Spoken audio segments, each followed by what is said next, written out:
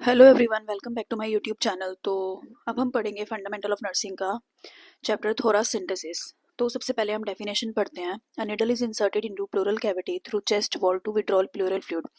Needle है, हम insert करते हैं प्लूरल कैविटी में थ्रू चेस्ट वॉल विड्रॉ करने के लिए प्लूरल फ्लूइड को। उसको हम क्या बोलते हैं? थोरासिंथेसिस बोलते हैं। Normal amount of pleural fluid हमारी कैविटी में कितना होता है?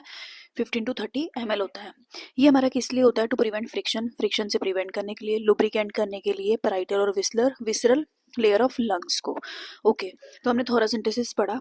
इसके अंदर हम क्या करते हैं? निडल इंसर्ट करते हैं प्लूरल कैविटी के अंदर चेस्ट वॉल के थ्रू, देन विड्रॉ करते हैं प्लूरल फ्लूइड को।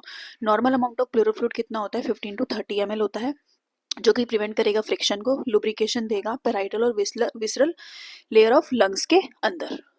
देन आता है हमारा पर्पस का। हमारा पर्पस क्या है इसको करने का? To remove excess fluid, air and pleural cavity. Okay, इसमें क्या होता है कि हम एक्सेस फ्लूइड को, एयर को प्लूरल कैविटी से बाहर निकालते हैं, रिलीव करने के लिए फ्रॉम रेस्पिरेटरी डिफिकल्टी को और ब्रीदिंग डिफिकल्टी को, मीन्स डिस्निया को रिलीव करने के लिए हम करते हैं, रिस्टोर करने के लिए negative pressure, reduce lung tissue pressure.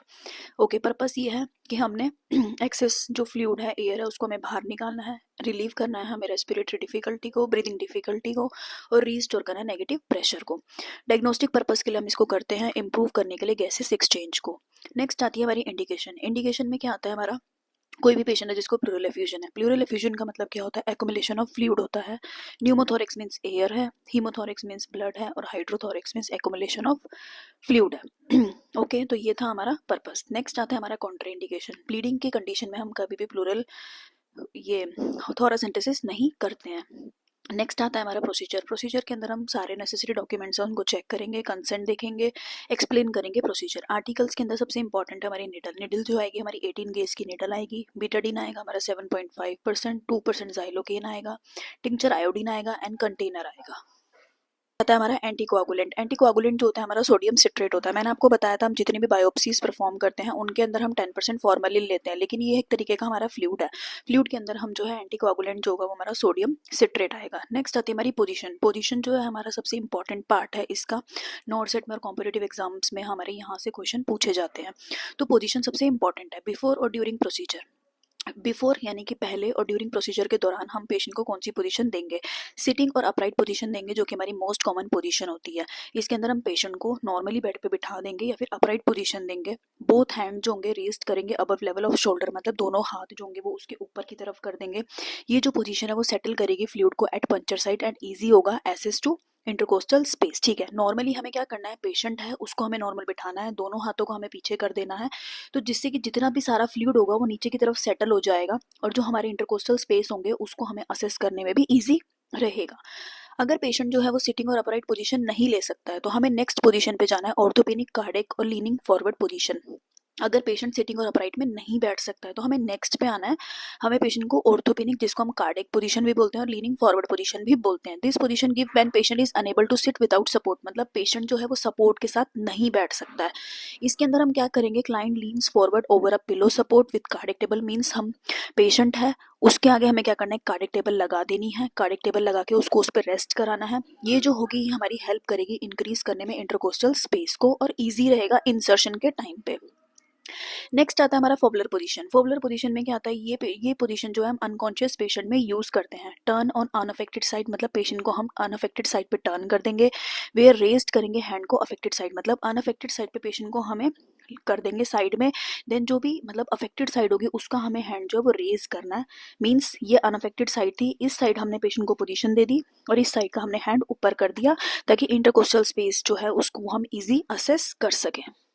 ये थी हमारी पोजीशंस। एक बार दोबारा से रिवीजन कर लेते हैं। सिटिंग और अपराइट पोजीशन जो कि मोस्ट कॉमन पोजीशन है, जो नॉर्मल पेशेंट होते हैं उनके अंदर। जो पेशेंट बैठ नहीं सकते हैं विदाउट सपोर्ट उनको हम ऑर्थोपेनिक, कार्डियक और लीनिंग फॉरवर्ड पोजीशन देते हैं।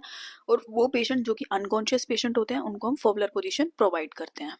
हमारा साइड सिलेक्शन। साइड सिलेक्शन के अंदर हम 7th 8th 9th intercostal space के अंदर हम डालते हैं निडल को। फिर आता है कॉमनेस्ट एंड सेफेस्ट साइड। जो कॉमनेस्ट और सेफेस्ट साइड जो होती है हमारी 8th और 9th इंटरकोस्टल स्पेस होती है। अब इसके अंदर हमारी दो चीज़ें आ जाती हैं। सपोज अगर पेशेंट को न्यूमोथोरिक्स है या फिर हाइड्रोथोरिक्स है तो उस कंडीशन में हम अलग अलग इंटरकोस्टल स्पेस में निडल को इंसर्ट करते हैं। जैसे कि आप सभी को पता है एयर जो होती है वो ऊपर की तरफ सेटल रहती है और जो फ्लूइड होता है वो नीचे की तरफ सेटल रहता है। तो अगर पेशेंट को हाइड्रोथोरिक्स होगा या फिर ये होगा प्लूरल एफ्यूजन होगा, तो उस कंडीशन में हम जो है 8th और 9th इंटरकोस्टल स्पेस में करेंगे, और अगर एयर होगी तो न्यूमोथोरिक्स में 2nd और 3rd इंटरकोस्टल स्पेस में करेंगे। मैं आप सभी को ये बताना चाहती हूँ कि अकॉर्डिंग टू न्यू गाइडलाइन के अकॉर्डिंग जो है अभी हमारी जो साइट है वो चेंज कर दी गई है। 5th इंटरकोस्टल स्पेस जो है वो हमारा सेफेस्ट और कॉमनेस्ट साइट है जिसमें हम निडल इंसर्शन करते हैं। फिर आता है हमारा insert needle, instruct the patient to relax, avoid cough and sneezing. Okay, ये हमारा इंपॉर्टेंट पॉइंट है कि हमें नर्सिंग की रिस्पॉन्सिबिलिटी में आता है कि हमें पेशेंट को इंस्ट्रक्ट करना है कि निडल इंसर्टिंग के टाइम पे कफिंग और स्नीजिंग जो है या फिर कोई भी मूवमेंट है उसको अवॉइड करना है। फिर आता है हमारा ensure that needle is inserted below fluid level और अबव एयर लेवल। हमें ये इंश्योर करना है कि जो निडल है वो हम इंसर्ट करें फ्लूइड लेवल के नीचे और above the air level. Next आता है हमारा रिमूव फ्लूइड अमाउंट, मतलब हम जब अमाउंट निकालेंगे तो कितना निकालेंगे। अगर सपोज हमें कोई भी स्टडी करनी है नॉर्मल, आपको पता है फ्लूइड जो होता है हमारा 15 to 20 ml होता है, ठीक है। लेकिन अगर हमें कोई भी स्टडी करनी है तो डायग्नोस्टिक पर्पस के लिए हम 20 to 30 ml निकालते हैं, और थेरेपेटिक के लिए हम 1000 से 1200 ml जो है फ्लूइड निकालते हैं।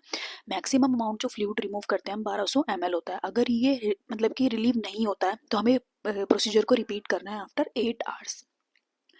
नेक्स्ट है हमारा आफ्टर केयर। ये हमारे इंपॉर्टेंट पॉइंट्स थे जो मैंने आपको बताए हैं। सबसे पहले साइट आएगी, साइट मैंने आपको बता दी। फ्लूइड है तो हमारा 8th और 9th है, अगर हमारा न्यूमो है तो 2nd और 3rd है।